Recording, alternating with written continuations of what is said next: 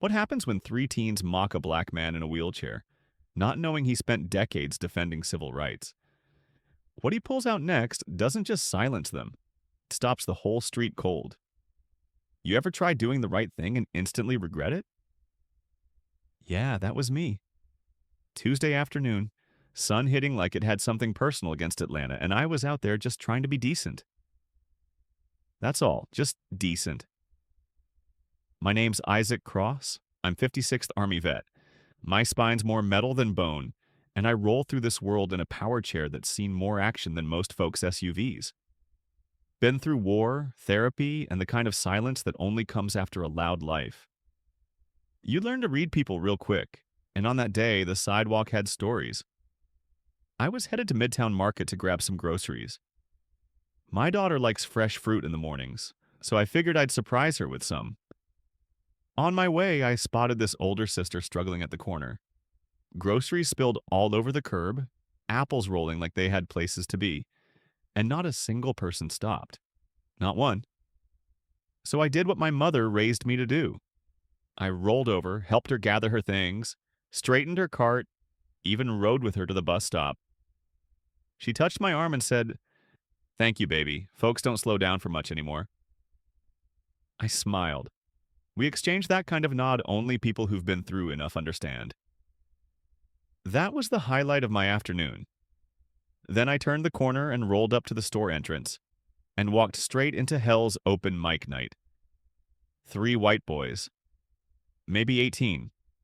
Hoodies too big for their skinny frames. Phones out. Recording themselves doing what they called content, but it looked more like low-budget harassment to me. One was tossing water on customers, another stealing carts, and the third? Just laughing like the joke was somehow new.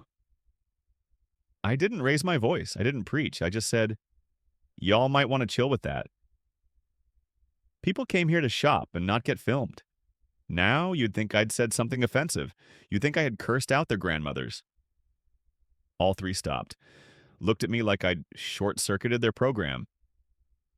"Yo, who's this?" one of them barked. "You lost, Gramps? This ain't the VA." "Oh, snap. Is this Make-A-Wish?" Another snorted. I could feel it, the energy shift. They weren't just amused, they were agitated. See, I messed up their fantasy. In their little world, nobody calls them out, especially not a black man in a wheelchair. That's not how the script goes. Then it escalated. One of them knocked over a basket right in front of me, fruit everywhere. Another stepped toward me and slapped the back of my chair like I was a dog at the park. The third? He held the phone steady, grinning like he was filming a prize fight. I stayed still. I've seen worse. But inside something lit up. And it wasn't fear. It was that old feeling. The one from combat zones and courtroom hearings. The moment when you realize the real fight's about to start. Shoppers walked by like they didn't see a thing. Some glanced, some recorded, but none stopped. You get used to that. People love to watch, but nobody wants to be the one who steps up. Then came the kicker. One of them leaned down, nose practically touching mine, and said, "Bet you used to matter, huh?" And the other laughed. "Yeah, now you just roll around pretending." Let me tell you something.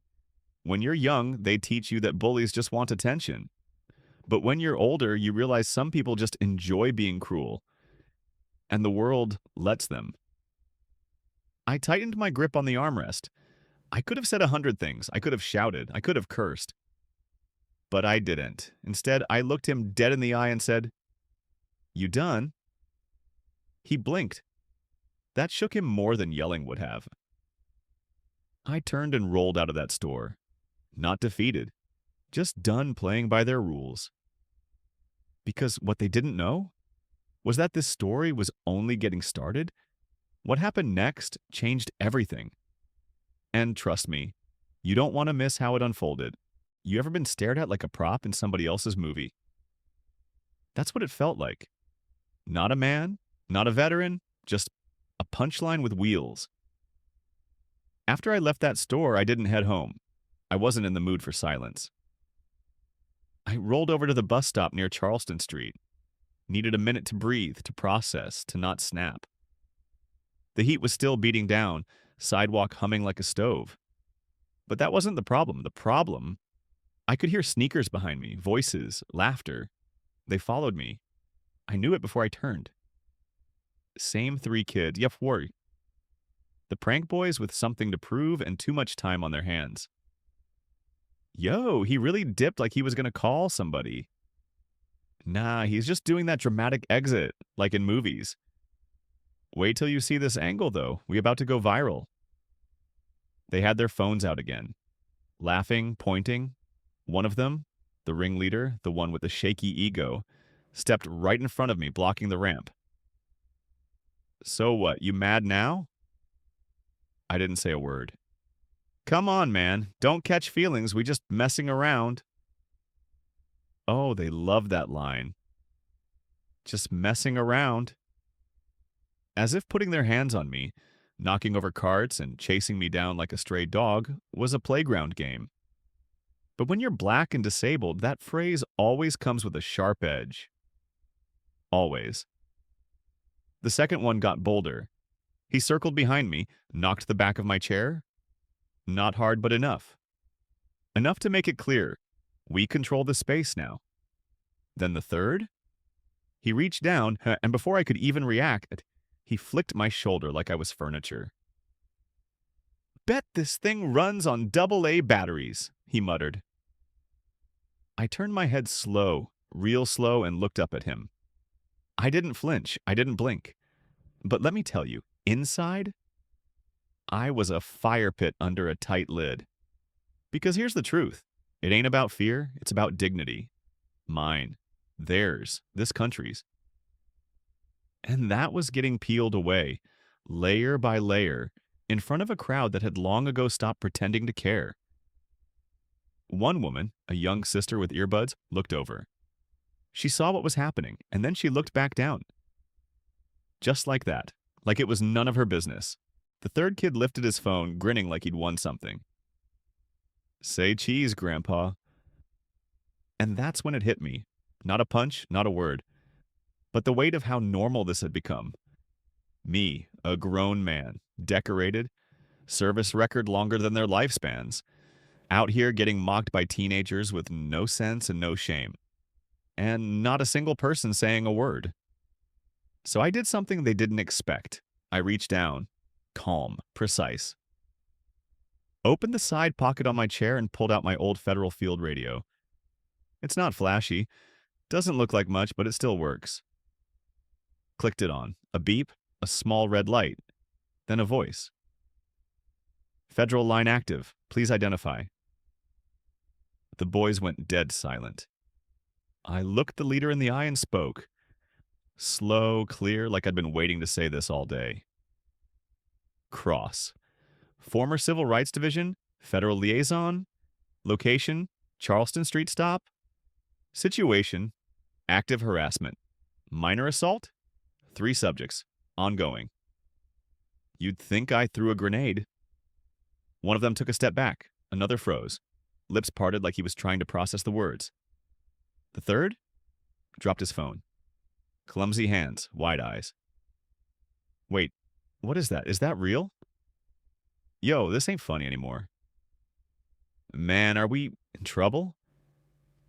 I looked at them, looked at the phones, looked at the people around who'd finally started to really watch. Oh, now it ain't funny. That's the thing about truth. It don't yell. It don't chase. It just sits still and lets people trip over it. One of the boys turned and ran, full sprint down the block. The other 2 hesitated, then followed. And just like that, the content creators became the punchline of their own show. I didn't chase. I didn't gloat. I simply spoke into the radio. Subjects fleeing, situation neutralized. No physical contact initiated. Request acknowledgement. Acknowledged. Record received. Unit will follow up. The street was quiet again. Real quiet. You could hear the flag over the gas station flapping in the breeze. You could hear people breathing, watching. But most of all, You could hear respect. Not applause, not cheers, but the kind of stillness that happens when people realize they misjudged the entire moment. This is the turning point. Everything you've been waiting for? It's right here. Stick around to see how Isaac makes them remember his name. You ever notice how folks change when they realize you're not what they assumed? All that noise? It fades. That boldness disappears. Because the second you stop playing the role they wrote for you, you become dangerous. I sat there at the Charleston Street stop, still as stone, hand resting on the side of my chair. The radio light faded to blue. Call complete. It wasn't about making a scene. I didn't need to. The truth had already done the talking. The crowd didn't cheer. This wasn't some movie moment with slow claps and emotional speeches. Nah, this was real life. Real silence. Real consequences. And for the first time that day, people started looking at me like I was actually human. A black SUV rolled up on the curb. Quiet, smooth. Windows tinted like confidence. Out stepped a tall brother in a gray jacket. Looked like someone who never had to raise his voice to be heard. He nodded once, low-key, and said, "Mr. Cross? That's me. We got the call. You good?" "I'm steady." He walked over, phone already in hand, typing something into a secured line. Then he turned to me, voice lowered. "Surveillance from the store caught the whole thing. Facial IDs locked. Your reports logged and transmitted. Anything else you want us to note?" I thought about it. Thought about those boys. About how fast the crowd turned quiet the moment they realized this old man had backup they couldn't understand. And I said, "Yeah, note that I didn't raise a hand. They did." He nodded. That mattered.